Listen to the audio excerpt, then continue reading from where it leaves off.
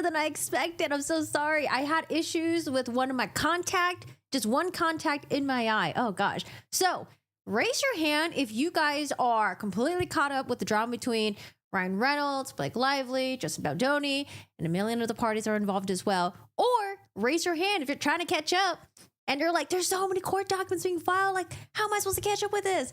All I know is like the most recent ones that were filed were the court docs with the protective order that Blake Lively wanted to enforce. It wasn't just a normal protective order. She wanted to do like an enhanced protective order where there were certain documents that was going to be attorney eyes only. And my understanding of that, I think that would mean that the clients wouldn't be able to take a look at it. So Justin Baldoni wouldn't be able to see it, confer with his attorneys, and yeah, that could be a little bit tough. So I know that there was like a partial order that was granted and it was like partially denied, but I'm not super caught up with that. But I saw this that was filed yesterday and I was like, okay, let's read this because I read the first couple pages and I was like, ooh, it's a little bit spicy. So let's read it on stream. So this is a motion to dismiss filed by Ryan Reynolds, the husband of Blake Lively. Hi, JD. How are you doing today? Yes, dude, Blake Lively and Ryan Reynolds too. They are getting a lot of backlash. This case has been so crazy. You know, it's been a lot of stuff. You know, a lot of people are covering it. A lot of my feed right now is just like flooded with like Lively stuff, Colleen Hoover, on X as well. So yeah, it's very interesting. I'm really sad though. We're not going to be able to watch the trial. It's not going to be like Depp v. Heard. So I don't know. We're going to have to rely on a lot of people who are going to go there physically to report about it. But man, I really wish we could watch it live. I mean, I guess at a minimum, maybe we can look at the transcripts. I don't know. Can you get transcripts from a federal court trial? I know that there are transcripts that are available for the public, I think like 90 days after the hearing date. So that should be fun. Hi, Joe. How are you doing today? Hi, Shadow. Hello, hello. Hello, Monseth. Hi, how's it going? All right, y'all. So let's read this. Hopefully, this will be the fastest coverage of this motion to dismiss. I'm planning to not marinate on this too long, but we'll see. It is 38 pages, and we're already on page 9. Look at that. Look at this. All this here, already on page 9. So Ryan Reynolds has filed a motion to dismiss with prejudice, and he wants to have his attorney fees covered. I think they got a lot of attorneys in this case. So it's not like just like one attorney. It's like probably like a whole team of attorneys on here. And if I remember correctly, with prejudice means that it cannot be filed again later on. And this is just the end of it. So if the judge grants it, Justin Baldoni and his team wouldn't be able to file another lawsuit against Ryan Reynolds in the same regard of like the same, manner that they're suing them for.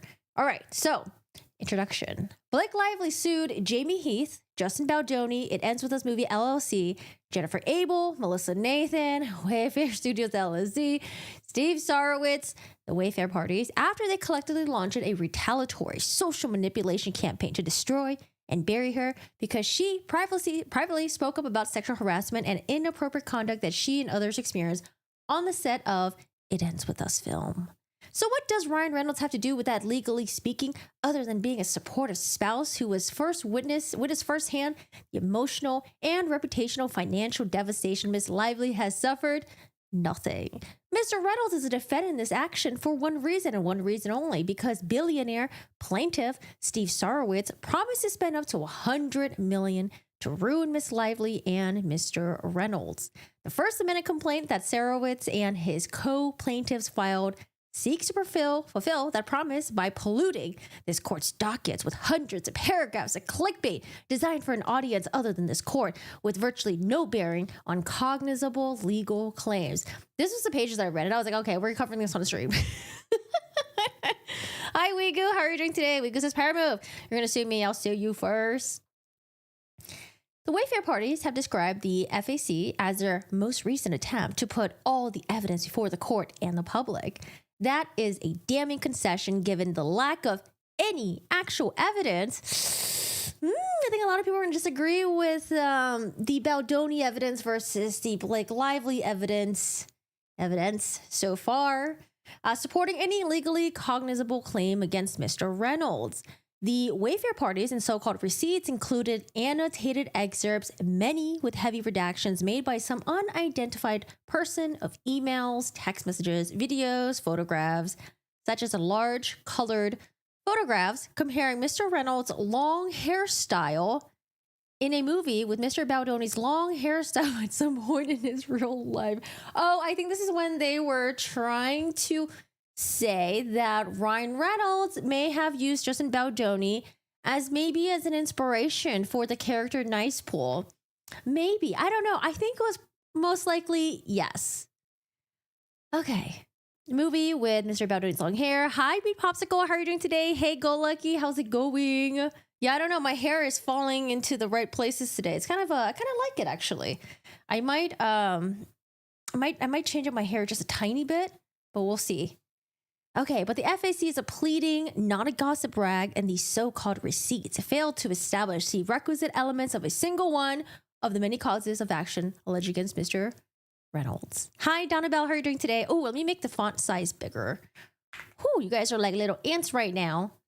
The Wayfair parties attempt, but fail, to assert 6 causes of action as to Mr. Reynolds. Each fails to plead facts sufficient to establish a prima facie case as a matter of law. Prima facie is like at face value, I think. For example, the plaintiffs collectively assert a claim for defamation without pleading a single complete statement or identifying the time or place of such statement, nor can they because no such defamatory statement exists.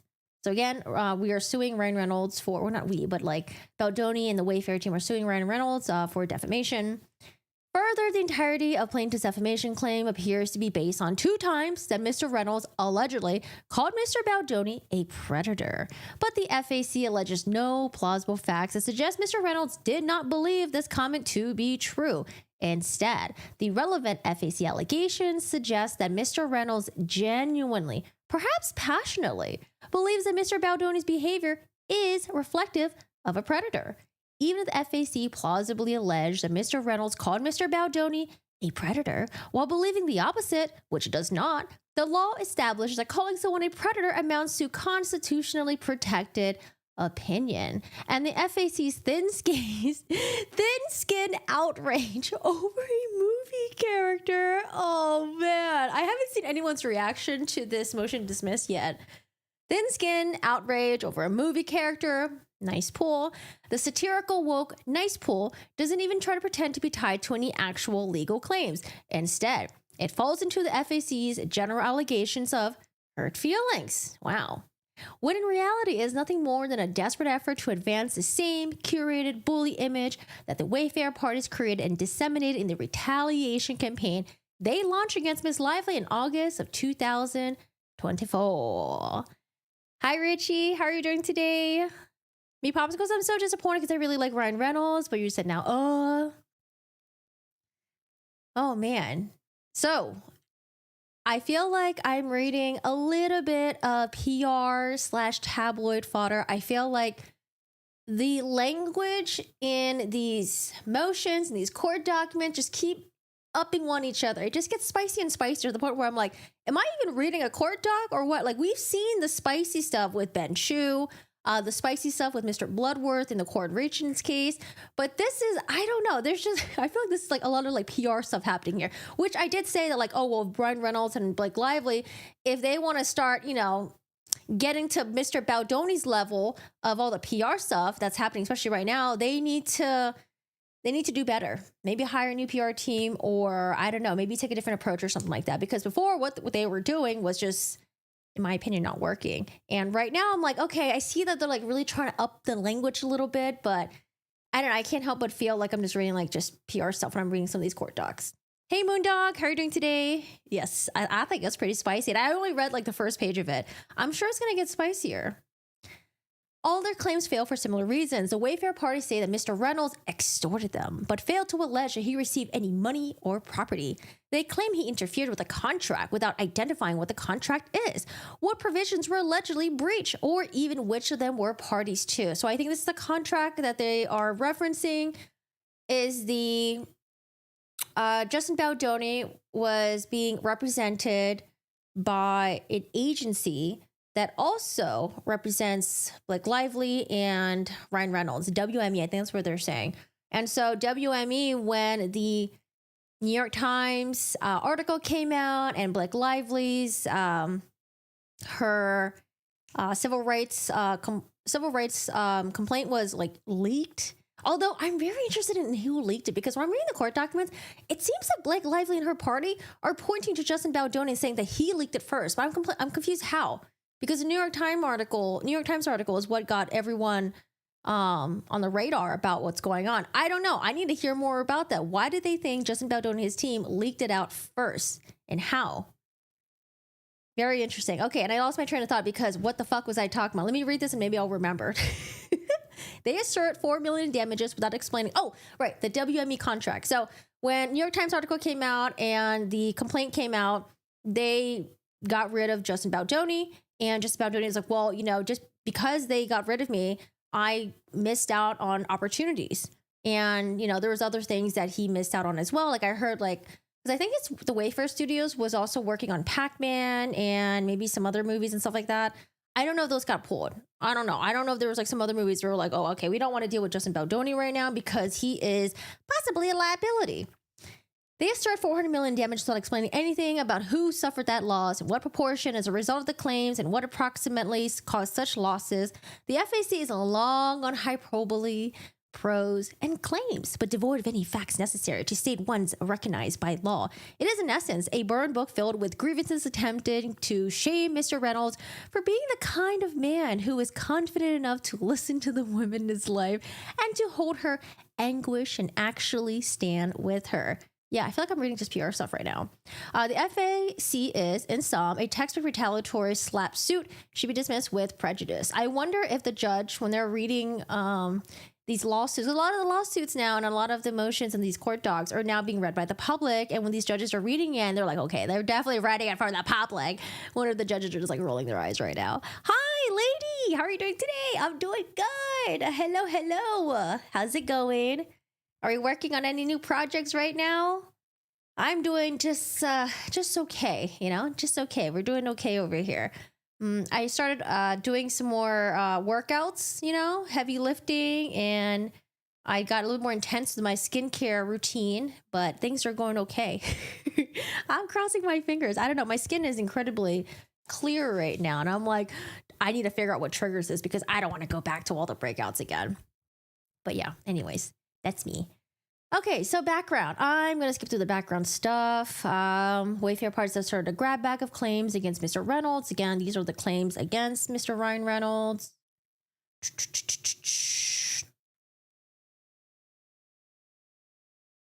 Despite its length, FAC alleges only a few isolated acts by Mr. Reynolds. With respect to the defamation claim, the FAC does not plead a single complete statement published by Mr. Reynolds. The only hint about the purported statements that are alleged to form the basis of the defamation claim is the following assertion in paragraph 325. The Lively parties made one or more statements to persons other than Wayfair parties, including without limitations to New York Times, to the effect that the Wayfair party engaged in, permitted, and or failed to prevent sexually inappropriate conduct towards Miss Lively and others, and that the Wayfair parties retaliated against Miss Lively and others for reporting the alleged sexual misconduct, including by propagating false and misleading narratives about Lively for the purpose of damaging her image and reputation. Only two allegations in the FAC could even generously match the description with respect to statements reportedly published by Mr. Reynolds. Number one, her publicist, Leslie Sloan, went so far as to propagate malicious stories portraying Baldoni as a sexual predator, a term Lively's husband, Ryan Reynolds, also used to describe Baldoni when called Baldoni's own agent. Number two, Baldoni later received word that during a premiere of his movie, Deadpool and Wolverine, Reynolds approached Baldoni's agency, namely an executive at WME, and expressed his deep disdain for Baldoni, suggesting the agency was working with a sexual predator. And apparently, I don't know if it's the CEO of the agency, but a guy who's really high up, he seems to be really close with Ryan Reynolds and Blake Lively, and he was like, yeah, we fired Joseph Baldoni. And he gave a little mini talk about it during, I don't know what kind of conference it was, but apparently the transcript leaked and they were trying to get footage of it. And they were like, oh, well, the footage got deleted. I don't know, or got recorded over or something like that. But there was someone in the audience that did record that, and eventually, I guess it was leaked out to the public. So the executive at WME fully backs Justin Baldoni, or no, sorry, not Justin Baldoni, fully backs Blake Lively and Ryan Reynolds. And yeah, I think, what did he say? He was like a ride or die for them.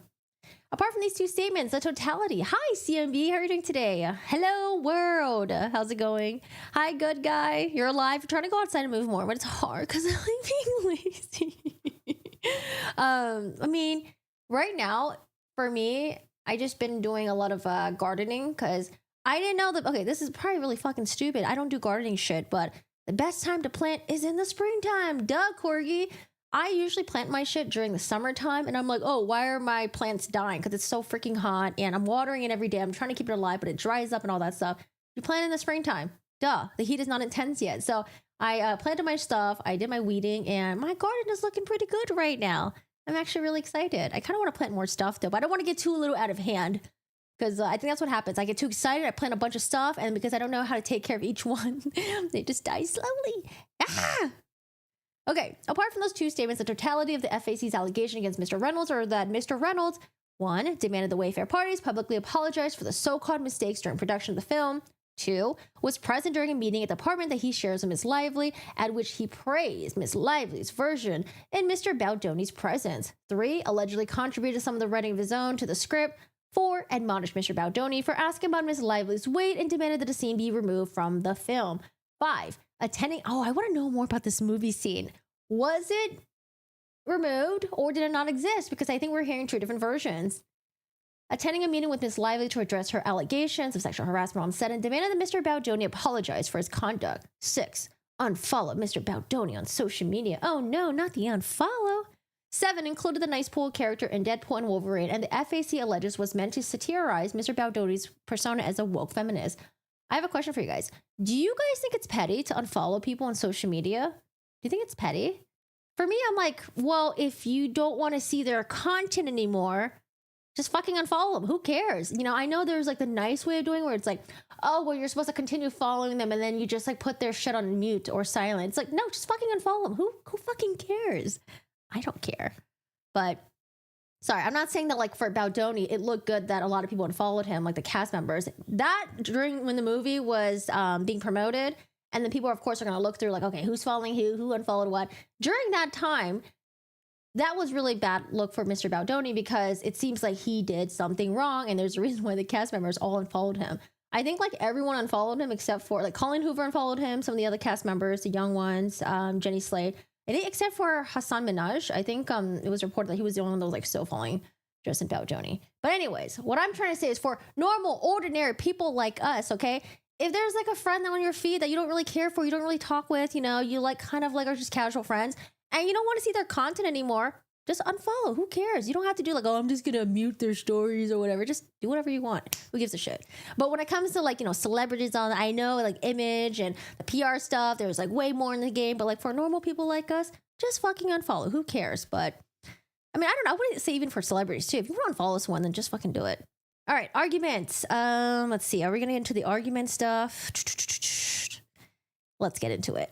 Okay, the claims against Mr. Reynolds fail under both New York and California law. While the Wayfair parties agree that, or with Ms. Lively, that California law applies to the allegation in the case she filed, that does not answer what law applies to the Wayfair parties' claims against Mr. Reynolds. The choice of law may vary by defendant and also by specific claim, even against the same party. To the extent there is no conflict between California and New York law with respect to the Wayfair parties' claims against Mr. Reynolds, the court may simply apply New York law. All right, New York law it is. To the extent there is conflict, as many respect to the extortion, false light, negligence, interference claims, New York law applies to the claims against Mr. Reynolds because New York is the jurisdiction having the greater interest in those claims, given the way the Wayfair parties plead their claims against him in the FAC. The FAC's allegations to Mr. Reynolds focus solely on conduct that occurred in New York while he resided in that state. I always thought Blake Lively and Ryan Reynolds lived in LA. I don't know. I just make the assumption that everyone fucking lives in LA because it's probably easier. You're an actor, actress, whatever. But no, they live in New York. I watched this interview where Blake Lively was like, oh yeah, I like New York way better. Okay. New York. let's see, conversation with the WME executive at a premiere in New York City. They met at a New York apartment. That's the residence of Ryan Reynolds and Blake Lively. Whereas here, Mr. Reynolds alleged torts are conduct regulating rather than loss allocating. The law of the state where the conduct occurred will typically apply. Further, unlike Miss Lively, Mr. Reynolds was never an employee of Wayfair Studios, nor did Mr. Reynolds ever have. Well, I mean, what if you wrote in the movie script? Could you be considered an employee for a second there? Maybe a contract employee, maybe a ghost employee. Hi, Bonnie. How are you doing today? I do the same. Yeah, I remember I had a friend that was unfollowed by another friend and they were like kind of hurt by it. And I was like, but do you guys even hang out that often? Like, it's okay. Doesn't mean they don't like you. It just means that they just don't want to watch your content, you know? Or maybe you're not active in social media. Hi, Turbo. How's it going? Saying if you don't want to see what they're doing, just unfollow. Yeah, not a big deal. Just fucking do it. Now, if it's someone that's like you're really close with and, well, you know, you're posting your stuff and it's like your best friend and they unfollow you, I don't know, man. There might be something going on between them that you don't know about. Possibly. Okay, so further, so he was never an employee, blah, blah, blah. As set forth, however, each of the claims fail under both New York and California law. The FEC should be dismissed with prejudice against Mr. Reynolds. Again, with prejudice means done. It's one and done. That's it. We can't file these charges, or we can't try to, not file charges. We can't go after and try to sue them again for like defamation and all the stuff. The court should dismiss all the 6 causes of action as to Mr. Reynolds with prejudice. The Wayfair complaint does not sufficiently identify any defamatory statements published by Mr. Reynolds. Man, this whole publishing of the statements thing is really interesting. You guys remember in Debt v. Heard when Amber Heard was like, well, technically I didn't publish these statements. I just retweeted it because I think what she did was she retweeted was it Washington Post? It was Washington Post article, right? I don't know if she added any substance to it or she just retweeted it. But I remember Judge Penny was like, well, the act of retweeting it, that is you publishing it. So I forgot there was another case where that was brought up too. Whether or not a tweet or something like that is considered as something as a published statement. Burrito Crunch, how's it going? When you're as famous as Mr. Reynolds, you either get the role or not. Being in LA probably doesn't make a difference. I guess like I just assumed that a lot of the filming happens in LA because all the studios were there and then it'd be easier to not travel back and forth. But, you know, I guess a lot of movie sets, they be filming all over the world. The FEC fails to sufficiently plead the substance of the predator statements, which are the only ones relevant to the defamation claims. As to the agent statement, the FEC does not plead what Mr. Reynolds said, when he said it, or any of the context surrounding the conversation during which he purportedly uttered the agent statement. Stating that Mr. Reynolds used the term sexual predator to describe Mr. Baldoni during a phone call with Mr. Baldoni's agent. The absence of these details make it impossible, for example, to determine whether this statement falls within the applicable 1-year statute of limitations, both in New York and in California, for defamation. The sole allegation to the executive statement provides only slightly more detail, namely that Mr. Reynolds and an unnamed executive at WME had a conversation during a movie premiere about Mr. Reynolds' deep disdain for Baldoni. Oh, we don't even write Mr. Baldoni. Are we just writing Baldoni now? Maybe they missed a Mr. I don't know if I noticed it earlier. Deep disdain for Baldoni, suggesting that the agency was working with a sexual predator. The FAC does not allege what precise term Mr. Reynolds used in this alleged suggestion. Also, I want to know who went back and told Mr. Baldoni about this. Man, I want to know because, like, how did this conversation get back to Justin Baldoni? I don't think we ever found out, do we? The sentence which alleged, blah, blah, blah. Let's see. Where am I? I'm around here, right? Okay. The sentence in which he allegedly suggested it, or any information about the context of the conversation, other than that one of them was about how Mr. Reynolds dislikes him for having sexually harassed his wife. Such bare bones pleading failed to satisfy Rule 8 and warrant dismissal of the slander claim. Number 2, the predator statements are not defamatory because they are constitutionally protected opinion. The predator statements constitute an unactionable opinion because they have no precise meaning and are not of being objectively characterized as true or false and are merely a general reflection of the speaker's viewpoint. As another court in this district has explained, courts have recognized that words like scum, predators, greedy crooks, and criminals preying on the street art culture are vague, imprecise statements of hyperbole considered non-actionable opinion. Use of colorful language as a predator, victimize, or face of evil are not actionable in of themselves. Ooh, my nose is getting... Anyone here having annoying allergies right now? I've been changing all my air filters. We've been vacuuming. Like, oh my goodness. I feel like if I wake up in the middle of the night, my nose would just like be like, okay, let's get into allergy mode, and then just and then I can't go back to sleep. Super annoying. Retweeting is publishing BRB. Yeah, at least in Virginia it was. Probably depends on the state, but yeah, republishing. How is the AQI out there? I don't know. I mean, there are days where it's fine, but it's still kind of like, bleh. So I don't know what triggers it. It's really annoying, but I'm assuming it's been fine. We haven't had anything crazy happening here. Usually it's like, of course, the fireworks, or the fires. And then sometimes randomly we'll just have like really bad air quality. The FAC fails to plead any facts indicating that Mr. Reynolds' statements could be reasonably understood that has been an assertion of fact capable of being proven false rather than a pure opinion that is unactionable under the laws of New York. While the FAC fails to provide sufficient details about the predator statements, which alone is grounds for a dismissal, the limited context it does provide miliates. What the fuck is miliate? Miliates? Military? Miliates. Am I spelling it right? Militates. Oh, militates. Powerful or conclusive factor in preventing. Tend to prevent, work against, resist, hinder, discourage. Militate. You guys can hear it? Militate. Okay, cool. New word. Militates in favor of finding that there are assertion of opinions. Militates. Okay. Hi, Anne. Getting unfollowed does hurt my feelings. I don't do social anymore. I'm too sensitive for that. Wait, but then how do you know you get unfollowed, though? Because you would have to go to that person's profile to see if they're following you, right? So much pollen here in Florida. My sinuses are having a field day. Oh, gosh. We are getting the bees in our yards right now. I'm so happy. All the flowers are sprouting. My lavender bush usually has like a crap ton of bees. It just comes in to pollinate and all that stuff. I love seeing the bees and hearing them. But oh my goodness, we were having some wasp issues a couple months ago. But we didn't do anything about it because I heard that when winter, well, California winter, when winter comes, they abandon their nests and then they never come back to it. So that actually worked. They abandoned their nest and they didn't come back. But now I'm like, oh gosh, how do I knock off the old nests that are like all the way up there? I could barely reach it. You're excited for my lilacs to bloom. How long have they been in your garden for? I planted so much stuff. I don't know, my favorite types of flowers right now are the dark, deep purple ones. I think they're so pretty. It just seems so creepy and I don't know. I just love the vibes of it. But I planted a bunch of different colors though. That way it's not like all one color. But man, I'm hoping, please, I hope my roses are going to be fine this year. I feel like last year my roses did good the first round and then like they never came back for round 2 or 3 or anything like that.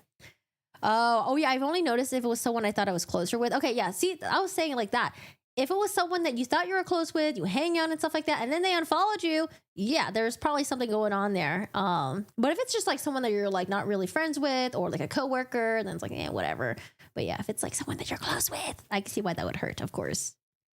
Really? And I went to message them or something. They're not going to connection anymore. Oh, and something similar like that happened to me.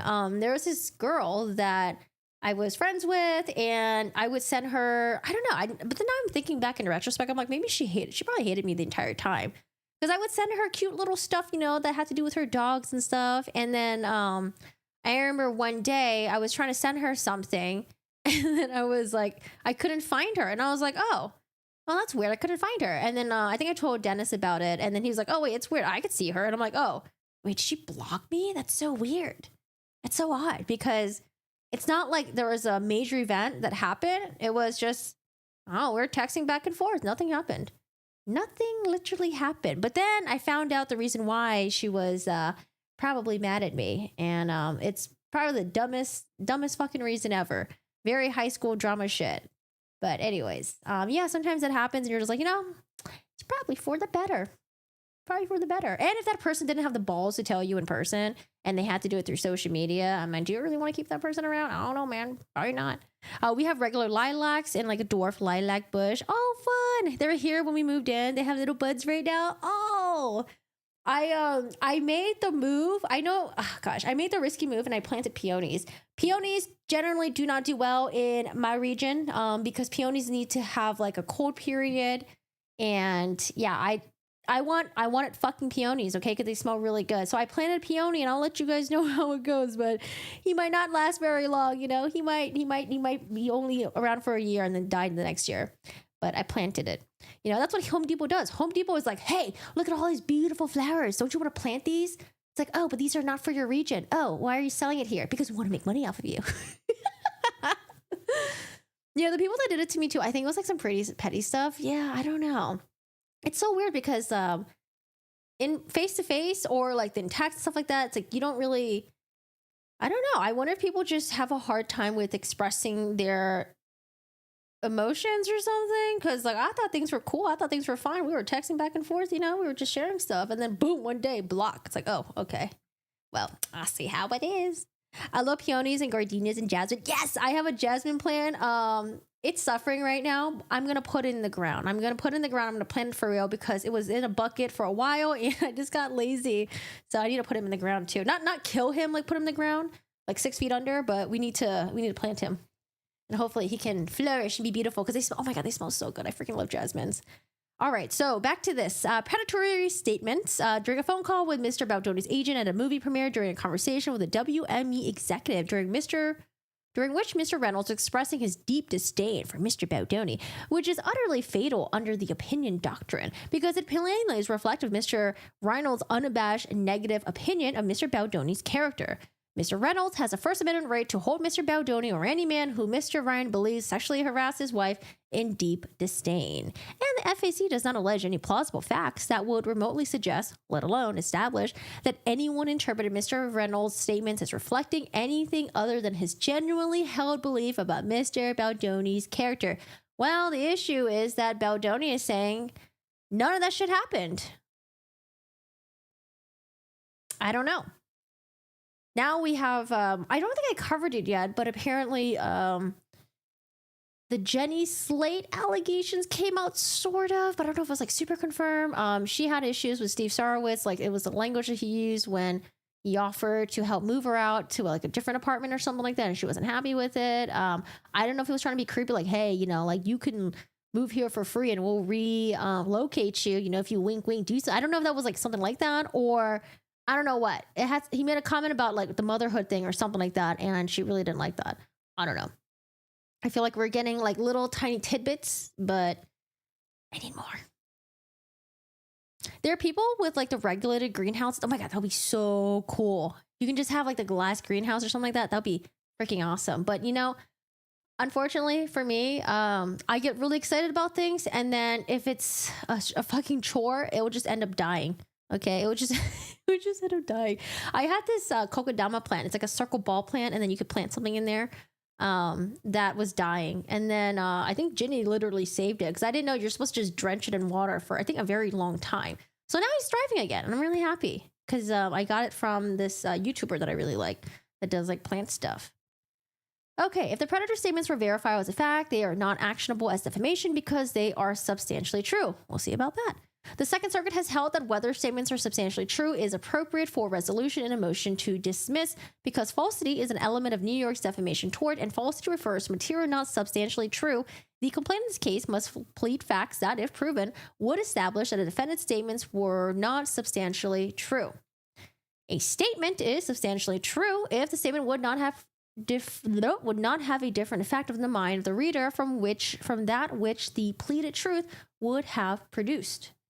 When the truth is so near to the facts as published that are fine, and shaded distinctions must be drawn, and words pressed out of their ordinary usage to sustain a charge of libel, no legal harm has been done.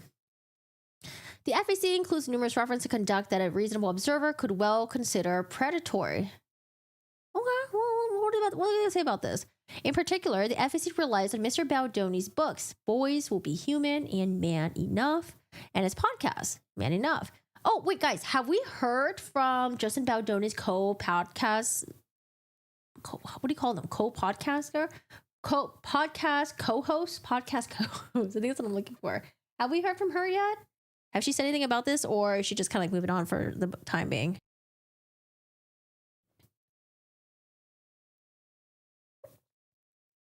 Yeah, Ginny, he's alive again. He's alive and he's growing. Because I thought he was going to die. I don't know. It seems like he was dying. Okay, so we're talking about the podcast. We're talking about the books. Those materials in which anyone who knows Mr. Baldoni will be familiar, including numerous admissions to behavior, oh gosh, come on, that could reasonably be described as predatory. But I just don't like how we're taking this angle. So when someone is being self-reflecting, is that a fucking word? It's like we're punishing them for that, you know? It's like, yes, Justin Baldoni has, I guess, admitted to things that he's done in the past that he wasn't happy about that could be seen as really creepy or seen as like not getting consent. And he's reflected about that. But they're trying to use that against him, be like, well, see, he's admitted that in the past. How do you know he's not doing it now? It's like, I guess, but I feel like we're taking a low blow here.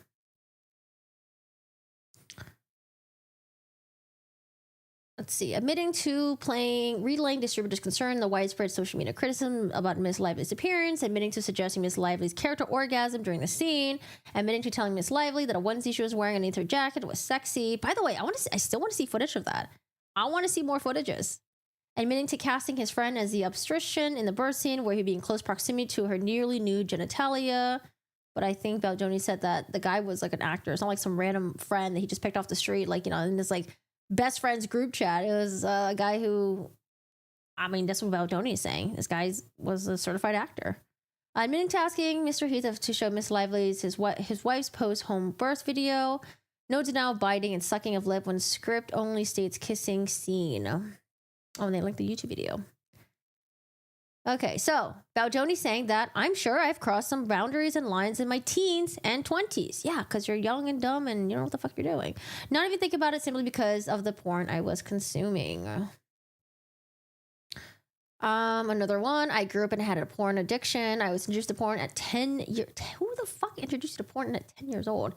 Maybe like a school friend. Because I remember like back then, like there would be a kid who would like bring the porn magazines to school and then like distribute to the other kids. And everybody would be like, oh my God, what is this? Formed those neural pathways in my brain. It caused me to see the world very differently.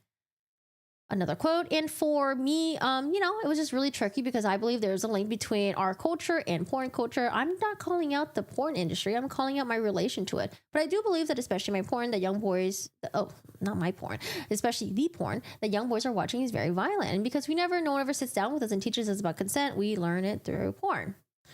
Here's another quote. You're right. As a black man or you as a woman, you have had to put it up with a lot of shit from people that look like me and or from me your entire life. And again, it could be laundry or it could be microaggressions for racism, sexism, whatever it is. I've done all of them. I wanted as a man to claim her publicly as on some level I knew would make me feel more like a man. I just don't know how the jury would react to this. I feel like if they're going to go after him for his past, behavior, but it's not like he's bragging about it. He's reflecting and he's admitting to it, and I don't know, I feel like the jury is gonna really see this as like, oh, okay, like this guy is a creep, like I don't know, just because of all the stuff that he's admitted in the past. There has to be other things. All right, so these are the links. I guess we're gonna read them. We talk about who we're hooking up with, right? The language we have to use, right? It's actually violent. Did you smash that? Justin Baldoni, I needed to make this book as an 18-year-old freshman in college who felt the need to prove his masculinity by hooking with as many girls as he could without any regard for their feelings or attachments in the process. As a 31-year-old who had not treated women with respect he knows they deserve both socially and romantically. I just don't know if this is going to be like a huge issue with the jurors or even with the public reading this. While it is unclear what predator means to the average listener, it's quite clear that there are no discernible distinction between the gist of Mr. Reynolds' purported statements and the very behavior to which Mr. Baldoni has repeatedly confessed in public appearance. Yeah, these are in public appearances. Including he has spent his life mistreating women, which he attributes to lengthy addiction to pornography, as well as openly describing his distorted conception of consent in sexual relationships. Were this case to go to trial, it would be Mr. Baldoni's burden to prove the factual falsity of supposed allegation that he is a predator. But the law offers no principled basis for a jury to distinguish that label from Mr. Baldoni's description from his own behavior. It would be perverse to prevent Mr. Baldoni to build an entire brand complete with a podcast, TED Talk. I actually still want to listen to the TED Talk. I think he did it when he was like kind of young though. And books off his confessions of repeatedly mistreating women, only to turn around and sue Mr. Reynolds for $400 million for simply pointing out in private what Mr. Baldoni has bragged about. Do you guys consider that bragging? I think it takes a lot of guts to admit some weird, creepy shit that you've done in the past and to reflect about it. Excuse me, what's going on here? Oh no. Oh, hello? Oh gosh, I don't know what's going on here. It's not going away. In light of Mr. Baldoni's own public admissions, of which, don't know what that says, block is in the way, blah, blah, blah, blah. I'm so sorry. I don't know what it says. The substantial truth doctrine requires dismissal of Mr. Baldoni's defamation claims as to Mr. Reynolds. Hey, Lauren, how's it going? Hi, Gorgie. Hi, Chad. Hi, Siobhan. How are you doing today? Hello, hello. What cases have you guys been watching and keeping track with lately? Or are you guys like watching like old true crime cases? I watched some Karen Reed yesterday, and man, we are getting real close. Trial number 2. I think it's like, what, in 2 weeks now? Fucking crazy. Wild. The dismissal of defamation claims warranted because the FEC does not allege defamation per se, but nonetheless fails to fully and accurately plead special damages with sufficiently particularity to identify actual losses. The FEC fails to plead facts demonstrating actual malice. As a public figure, Mr. Baldoni must plead facts demonstrating that Mr. Reynolds uttered the predatory statements with actual malice. In other words, Mr. Reynolds, in fact, entertained serious doubts as to the truth of the publication. Yeah, I feel like that's going to be really hard to prove. Actual malice. So it would be like Mr. Reynolds made these statements knowing that they were untrue and knew that it was going to harm Justin Baldoni in a way that would really fuck up with his career. Okay. In order to prevail on a defamation claim against a public figure, a plaintiff must demonstrate by clear and convincing evidence the defendant acted with actual malice. Now, remember in Depp v. Heard, I remember before Depp v. Heard trial was about to happen, or maybe it was in the beginning of the trial, everyone was saying, defamation is really hard to prove. Like, winning defamation, good luck with that. That ain't gonna happen. Depp is not gonna win. But because the evidence was so against Amber Heard's version, he was able to prove malice because it showed that she fucking lied about a lot of things. Like saying that like, oh, you know, I had this injury, I had that injury, but then there'll be like, you know, appearances on the red carpet or videos, you know, with like celebrities and stuff like that, and be like, oh, well, why would you say you have a broken nose if your nose doesn't look broken? I don't know. I wonder if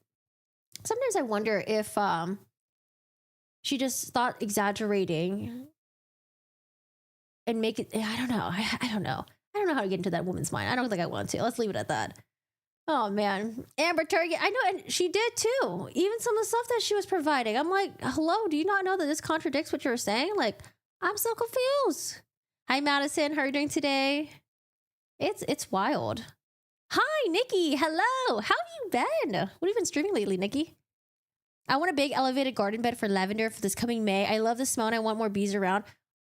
So I had so much lavender in my garden that was growing. There's wild. They were just growing wild. And lavender is probably like the best to have if you don't want to do a lot of upkeeping. But oh my God, they were too fucking wild. I had to chop some of them and some of them had to go. So now instead of having like a million wild lavender bushes that are scattered randomly throughout my garden because I didn't plant them properly, we're down to maybe like 3 now, but I found a new lavender plant that I kind of want to plant. This one has like pretty little purple flowers coming out and like, oh my God, it's so cute. But yeah, the bees love lavender. If you guys love bees and you want bees to come visit your garden, they fucking love the lavender. They love that shit. Oh man. I saw Lori Vallow got, maybe a little bit of a yelling at or by the judge for not being prepared for court, something like that. Lori seems confident.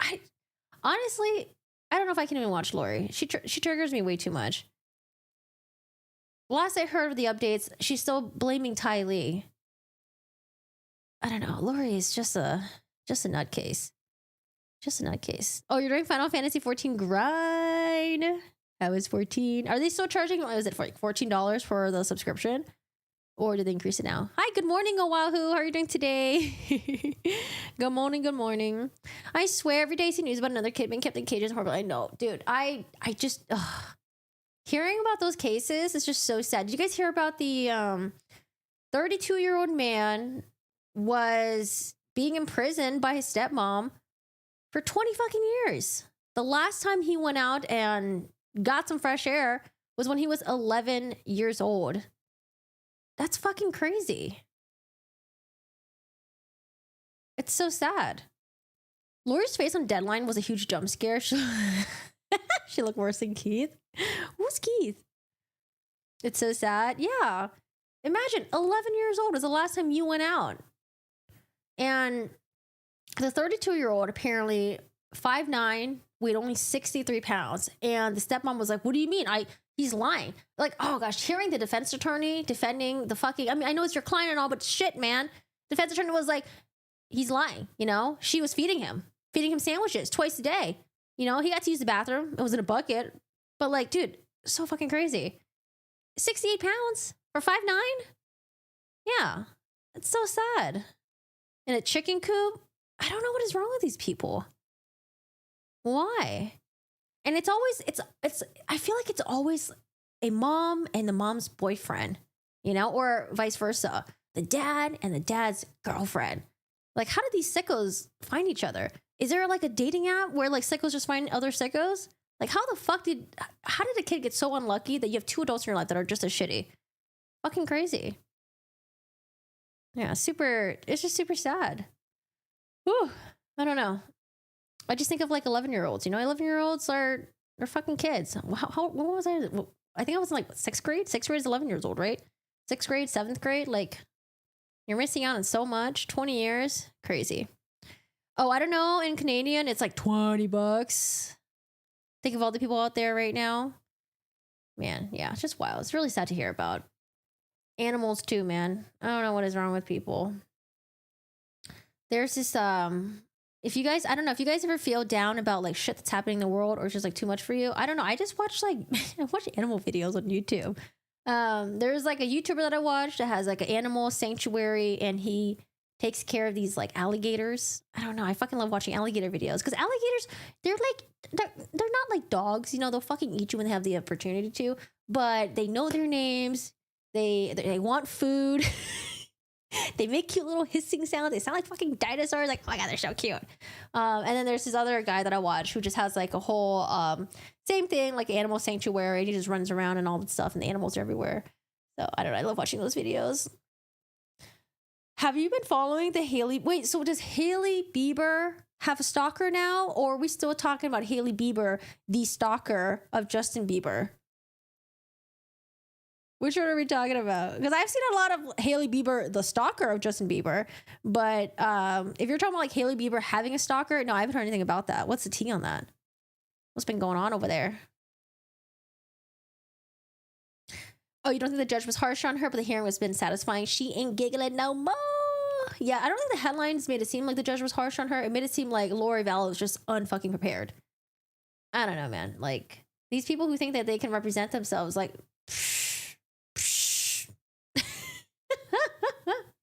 You know, sometimes when I read these court docs, I feel like I'm over my head sometimes. But like, man, having to represent yourself, Jesus, in court against attorneys who went to law school, who have experience, like, Lord Vallow, I don't know what you're thinking.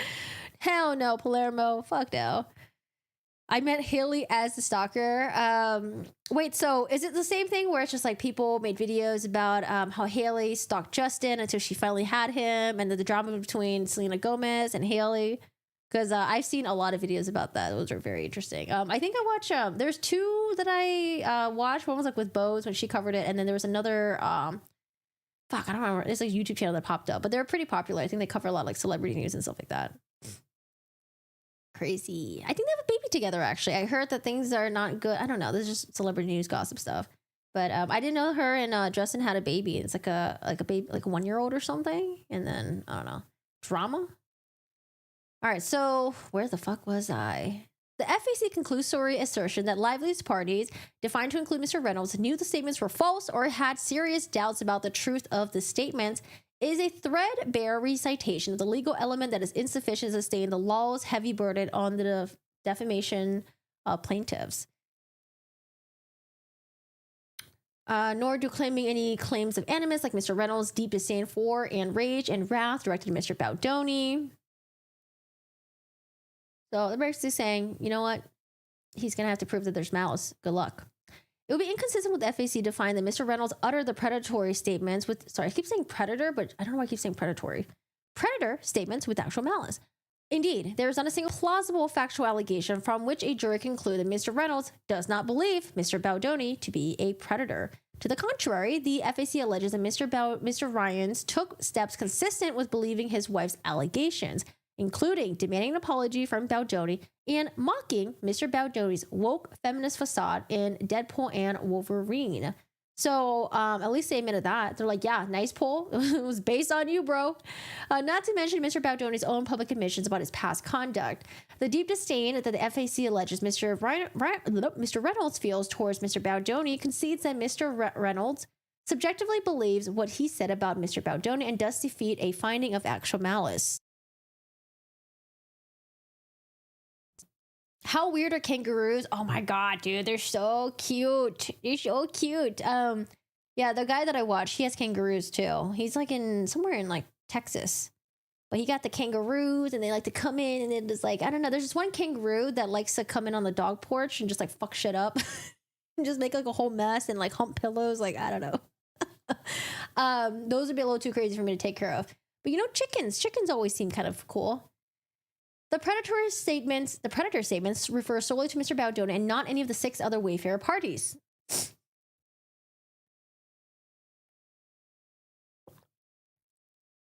To the extent that the FAC intends to assert the defamation claim on behalf of any other defendant other than Mr. Baldoni requires dismissal because the predator statements are not of and concerning any of them. So not Steve Sarowitz, not, I guess like, did he not say anything about Jamie Heath? Because I know Jamie Heath had like allegations against him too, and Blake Lively had issues with him. Wayfarer complaint fails to state a claim of false light.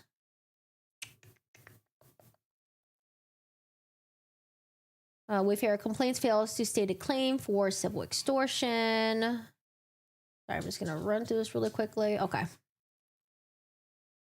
All right, so fails to state a claim of false light. The FAC fails to state a claim of false light as a matter of law under New York or California law. There is no tort of false light invasion of privacy under New York law, and the court does not need to engage any further analysis in order to dismiss such a claim. While California law recognizes claims of false light, dismissal also is required when, as here, the claim of false light invasion of privacy is duplicative of defamation claim. While the FAC's false light claim suffers from the same fatal lack of specificity described above, which alone requires dismissal, it also fails because it appears to rely entirely on the alleged public disclosure information on which a defamation claim is based. Finally, even if all were not dispositive, the false light claim fails as a matter of law, for all the same reasons, and defamation claim cannot survive dismissal. Things like this are really hard for me to read out loud. It's easier for me to read in my head when it sounds really technical because I feel like I have a lot of like processing to do. I feel like having to read it out loud at the same time and trying to process it is like really tough for me. So I'm gonna have to reread this. I'm gonna have to reread this later on. The intentional interference claims must be dismissed. The intentional interference claim. Okay. The tortious interference claims are duplicative of the defamation claim. As an initial matter, each of the tortious interference claims must also be dismissed as duplicative of the defamation claim. New York law considers claims sounding in tort to be defamation claims where those causes of action seek damages only for injury to reputation, or where the entire injury complained of by plaintiff flows from the effect on his reputation. Cleaned up, collecting cases. Let's see whether Mr. Reynold's alleged statements to WME are actionable in light of their claim effect on Mr. Baldoni's reputation must fall as well under the pleading requirements for defamation. Nonetheless, each claim fails on its own terms as well. I want to know how many attorneys are working in this case, because every time when I'm looking at this, I keep seeing like pro hoc VJ, pro hoc VJ, pro hoc VJ, writing more attorneys, more attorneys, more. Like, I feel like there's so. I want to know how many attorneys there are just working on this case. Crazy. No, you got the flu too. Hi Neko, how are you doing today? Hi Corgi, hi everyone who caught the flu. I suffer with you. Oh my goodness, dude. I did my flu shot and COVID shot like maybe like a month or no 2 months ago. But oh my God, nothing compares to the fucking tetanus shot. I had the tetanus shot about 3 weeks ago. Oh my God, it was so sore. It was worse than the flu shot in my opinion. But you know what? Nothing will be as worse as the HPV. The HPV, when they are giving you the shot, that's probably one of the most painful one. Oh my God, they get in there like so deep. I swear to God, they're like scraping the bone. I'm sorry, that was disgusting. I shouldn't have said that out loud. Yes, they're so buff. Oh my gosh. Loki be terrifying. They ran up to you. Yeah, dude, the character that he has, it's like a buff little dude. He's got like little mini muscles. Like, oh my God. But he's so cute. He's so adorable. All right, so survive and motion dismissed. The plaintiff must specifically plead the existence of a valid contract and must identify the provisions that the contract was breached as a result of the acts of the issue. I mean, Justin Baldoni probably has a copy of his contract, right? And they can probably use it to argue. Furthermore, because a claim for tortious interference requires a show of breach, contracts that are terminable at will generally cannot provide the basis for such a claim. A plaintiff must also plead specific allegations of defendant's knowledge of the contract, including some knowledge of the terms and conditions. The FAC fails each of these requirements. The sole contract alleged in the complaint is a contract between the Wayfair parties and WME. Oh, is that what WME stands for? I had no idea. William Morris Endeavor. That's the agency. But the FAC does not allege any details about the contract, including which parties it allegedly bound, surely not all of the 7 Wayfair parties, were parties to it, what the contract's terms were, and what provisions were allegedly breached. Strikingly, throughout the entire FAC, there's not a single allegation that WME breaches contract with any Wayfair party, much less a description or quotation of contractual term allegedly breached. Inside, the Wayfair's parties allege solely that upon information believed Ms. Lively, Mr. Reynolds induced WME to cease performing under its contract.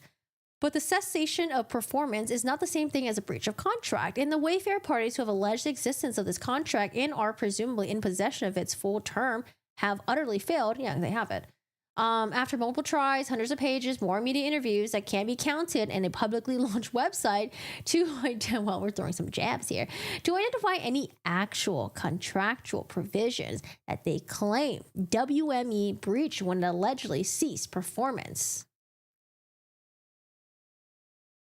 The FAC fails to state a claim for intentional interference with prospective economic advantage. In the absence of an allegation that has a specific contract was actually breached, the FAC must satisfy the more stringent requirements for the claim of intentional interference with prospective. I want to say, every time I say prospective, I want to say, what's the other word? Fuck. I just had it in my mouth and I forgot. I'm thinking of prosthetic. Yeah, prosthetic. Prospective. Oh, by the way, I started this TV show called Severance. Is anyone watching Severance right now? Nicole, I'm late. Nicole, I think I saw you, was it today or maybe yesterday? I think I saw you in either Emily Baker's chat or Andrea Burkhardt's chat. I don't know. I was in one of those two. You might have been in one in there. Or no, actually, maybe you're in Law and Crimes chat. I don't know if I saw you recently. They're like giant deer rabbits. They're just adorable.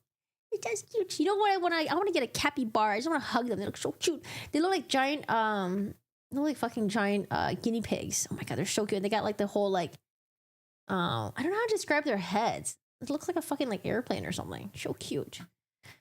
Oh, and prairie dogs too. Prairie dogs look so adorable. Ah!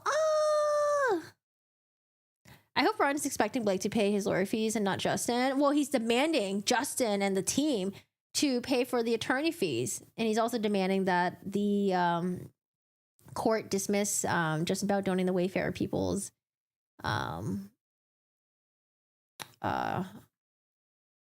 lawsuit. The FAC does not even attempt to allege that Mr. Reynolds acted solely out of malice, as it is required to survive a motion to dismiss, but the FAC itself asserts that Ms. Lively and Mr. Reynolds were motivated, at least in part, by desire to seize control over film production. Number 6, taking that allegation as true. Paragraph 6. The court must at this stage, whether or not it is true, such a motive akin to normal economic self-interest is inconsistent with the sole purpose of inflicting intentional harm and insufficient to state a claim for tortious interference with prospective economic advantage. Nor does the FAC allege that Mr. Reynolds employed any wrongful means. To satisfy that element, as a general rule, the defendant's conduct must amount to a crime or independent tort. But there is nothing in that FAC that amounts to an allegation of wrongful means. At most, the FAC alleges that Mr. Reynolds approached an executive at WME, suggests the agency was working with a sexual predator, we've already read this, and then a later date demanded the agent drop Baldoni. But sharp language, such as insulting a defendant by calling him a thief and scumbag. Thief and scumbag? Why do you call him a thief and scumbag? It's not wrong for culpable conduct sufficiently to qualify as wrongful means. Wait, what? Do we know about that part? Thief and scumbag? What was he thieving? And pleading the presence of false statements alone is not enough to support a claim for tortious interference. The FAC lacks a single allegation suggesting, let alone establishing, if any is true, that Mr. Reynolds' alleged demand was anything other than expression of sincerely held beliefs, which are neither criminal nor tortious under the First Amendment. I was like, oh man, I wonder if we're going to see some text messages between Ryan Reynolds and Blake Lively. And I was like, oh wait, I forget. That's, it's like husband-wife privilege. So, because that would be kind of interesting to see how things were going behind the scene.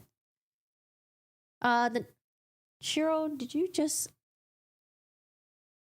I think Shiro just bombed me. Where are you, by the way? I'm sure definitely just bombed my room. Thanks, Shiro. Oh, God. Shiro! I'm going to open the door.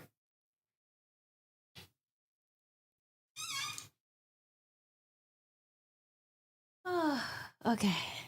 The door has been opened. Shiro! Oh, man. Let's see. The FAC fails to allege proximate cause. Each of the tortious interference claims must also fail because FAC does not allege that Mr. Reynolds' alleged conduct proximately caused WME to cease performance. The FAC is silent as to how Mr. Reynolds, someone who does not own or control WME, yeah, but you know, I can see how he might have influence, but we'll see, could plausibly cause WME to cease performing its contract with Baldoni. Cheryl bombed me! He bombed my room. The smell is still here when he left my room. Gerald, come on up to you. Come on up to this. Oh my God. It's pretty bad. He usually doesn't do that to me. That's so weird. Something must be not happy with his tummy today. The Wayfair parties have failed to allege any damages. I'm struggling, guys. I'm struggling. Finally, regardless of the theory under which their claims are brought, Wayfair parties have failed to, I do not want to breathe right now. The Wayfair parties have failed to sufficiently allege damages. Okay, we're gonna go through this really quickly. Okay, we got no damages. The FAC has nothing more than a bare assertion that the Wayfair parties were harmed and unexplained demand for $400 million. That is not enough to state a claim. I think we're almost done with this, y'all. We got like a couple more pages. Oh my God, do we have to end the stream early today? Having failed, okay, the Wayfair complaint fails to allege conspiracy, liability. Having failed to allege any plausible claim based on Mr. Reynolds' conduct, the FAC attempts to hold him liable on a conspiracy theory. What's a conspiracy theory? Let's see, that fails. That attempt fails. Under both, is a conspiracy theory that like him and Blake Lively wanted to take over the movie, blah, blah, blah. Fake allegations, get rid of Justin Baldoni, ruin his reputation and all that stuff. Here, the FAC pleads no specific facts indicating the necessary agreement among the parties and overt acts, any overt acts done in furtherance of such an agreement, any damages, even under the liberal pleading standards of Rule 8. A complaint must do more than assert that a defendant agrees to commit a tort. Civil conspiracy is not an independent tort and only a theory of vicarious liability. Any conspiracy theory must fail to the extent that the underlying tort claims also fail. As explained, super and other motions dismiss, and that this case here. Skip through this. I'm gonna make this real fast, guys. Read individually or as a whole the FAC's allegations that Mr. Reynolds participated in a conspiracy and engaged in tortious conduct against any of the Wayfair plaintiffs are utterly conclusory. They amount to bare absurd. they amount to bare assertions, asserting that Ms. Lively, working with her husband, conspired to harm the Wayfarer parties by advancing a narrative in the press, unsupported speculation. See paragraph 130, alleging that Mr. Reynolds apparently joined a campaign to extract concessions and creative control over the film by January 4, and pure boilerplate. Page 332, resetting elements of civil conspiracy liability. Appearing to recognize its deficiency, the Wayfarer parties confine each of their allegations of conspiracy to information and belief. But that only confirms that Wayfarer plaintiffs' conspiracy allegations fall short because claims made solely on information and belief are sufficient to sustain a conspiracy theory. This is accordingly no basis to hold Mr. Reynolds liable on a civil conspiracy theory for any of the conduct alleged in the FAC. The court should award Mr. Reynolds attorney fees. So again, he wants the attorney fees. He wants this to be dismissed.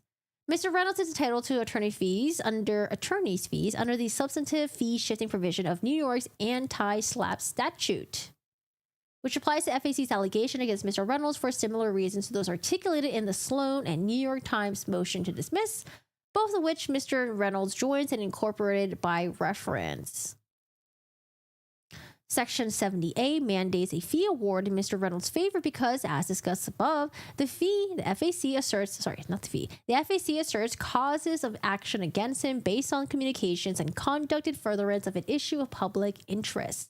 Namely, Mr. Baldoni and Mr. Heath's harassing workplace conduct and the subsequent why are you back here? He's back here. Oh, Cheryl, you better not kill me again. And the subsequent retaliation, and cannot survive a motion to dismiss for failure to state a claim. An issue of public interest, any subject other than a purely private matter, shall be broadly construed to embrace matters of political, social, or the concern to the community. Statements about sexual assault and harassment.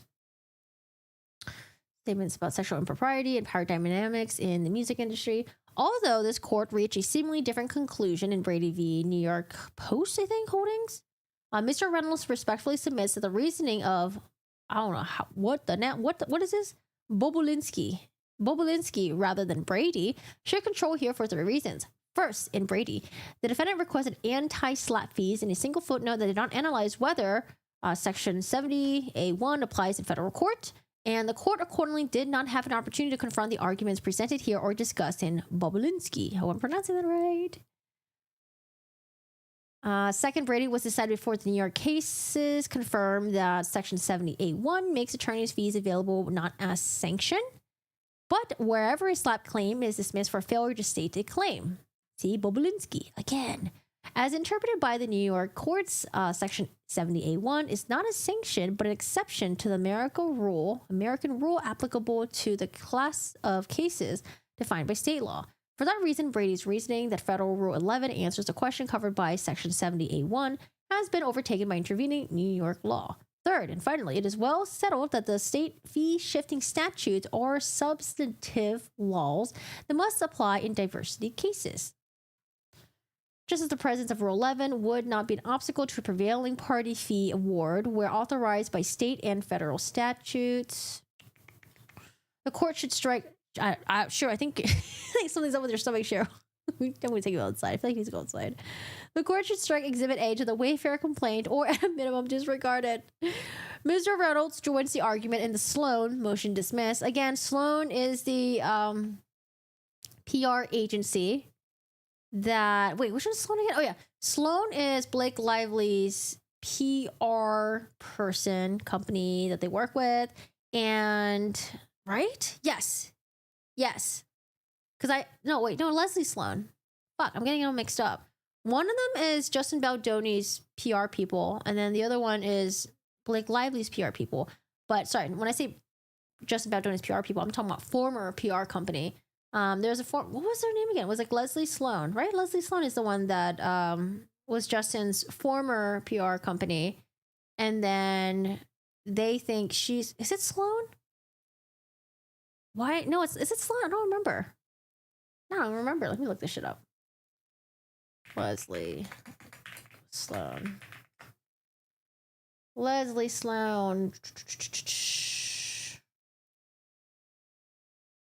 Yeah, Leslie Sloan is Blake Lively's publicist. Okay. Sorry. And then what's the other lady's name? I forgot what her name was. Leslie Sloan, and I'm thinking of...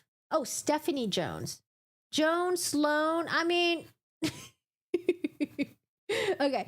Stephanie Jones was Justin Baldoni's former PR person, is now suing him. They think that she was the one that gave Blake Lively all the text messages of the employee and all the stuff. Okay. We got this. All right. So Sloan is the current publicist of Blake Lively. All right. Where are we at now, guys? So Mr. Reynolds joins the argument in the Sloan motion dismiss, moving the court to strike the FAC's Exhibit A pursuant to Rule 12F, blah, blah, blah.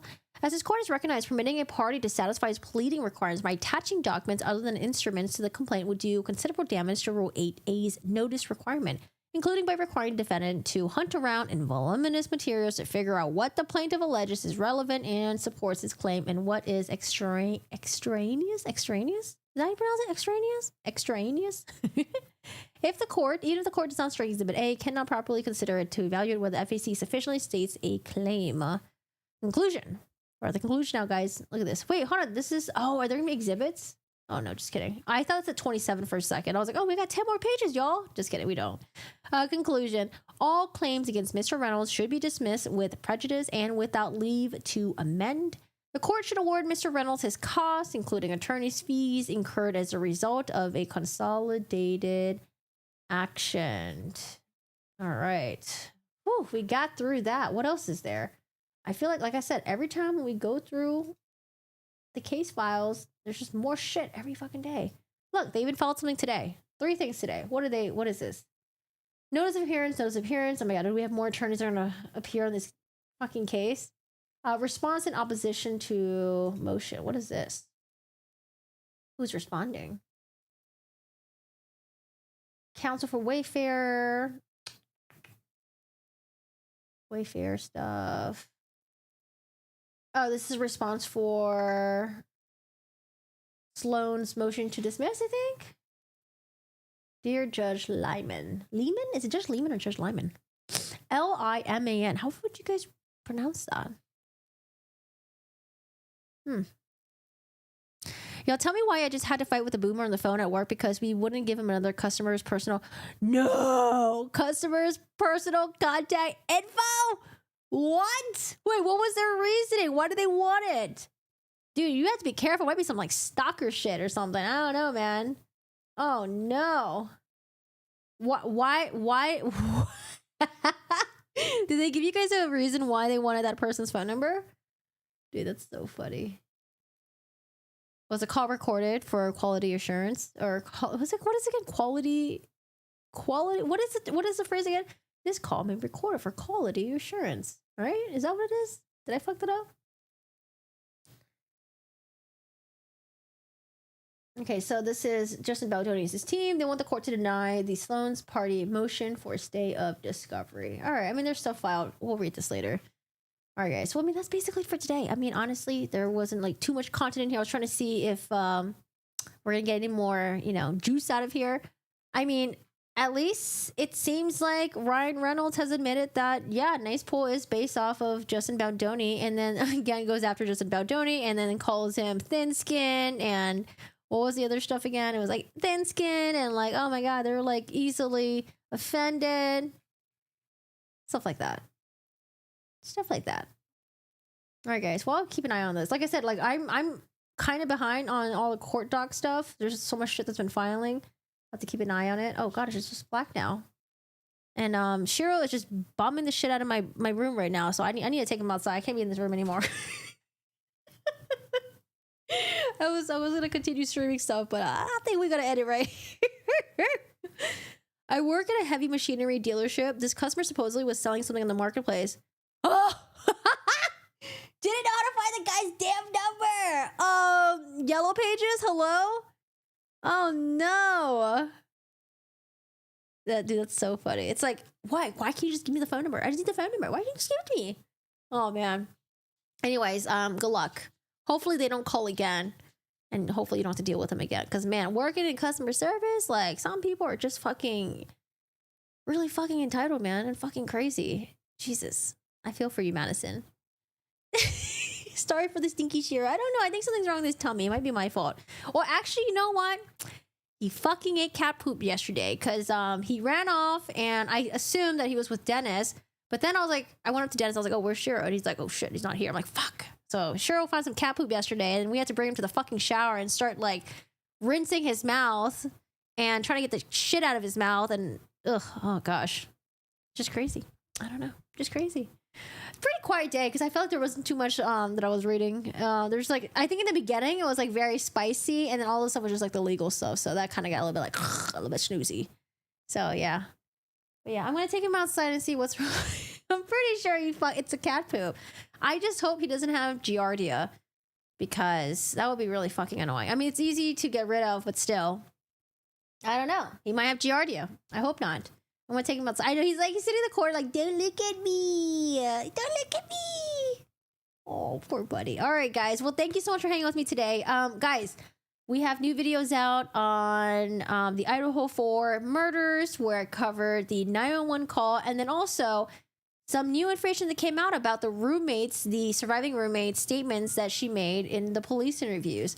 So I am planning on doing another video for the Idaho 4 murders and covering Brian Koberger.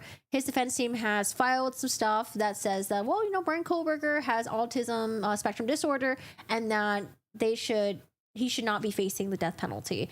But what's interesting about the document is like, yes, the psychiatric, it's like psychiatric and